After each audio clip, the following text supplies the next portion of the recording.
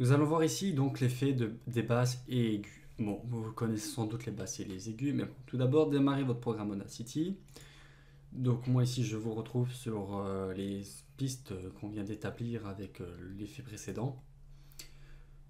Donc je vous rappelle que tout ça, les sources audio, vous pouvez vous-même les générer pour appliquer vos effets, ou vous retrouvez dans les ressources que je mets à disposition avec cette formation, une bande son de base pour tout ce qui est l'ajout de bande son. Donc les basses aiguës, c'est effet, basse aiguë.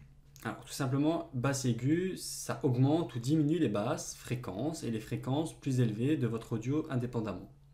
Il se comporte exactement comme les contrôleurs de basse et aigus du volume d'un système de stéréo domestique. Donc vous connaissez sans doute ce que sont des basses et des aigus et ce qu'est le volume sonore, surtout si vous suivez cette formation Audacity. Vous savez ce que c'est un son. Le son peut être à la fois aigu, à la fois avoir des basses. Donc les graves, vous pouvez les augmenter, les diminuer. Ici, ça va être court cette formation, je n'ai pas grand chose à dire. À part qu'on peut augmenter les graves de votre bande son. Déjà, j'ai appliqué un truc qui est bien, c'est que je vais sélectionner ma bande son. Imaginons ma voix, voilà, j'ai une piste-ci. J'ai ici ma voix. On va écouter ma voix. Voici une bande son pour l'utilisation de... Voilà, on a compris, ma belle voix, voilà. On va dans Effet, on va dans Basse et Aigu.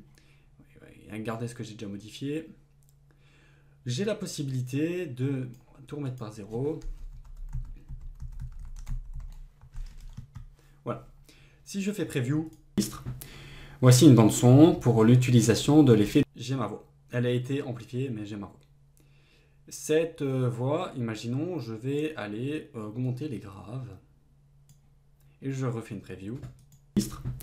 Voici une bande son pour l'utilisation de l'effet d'amplification.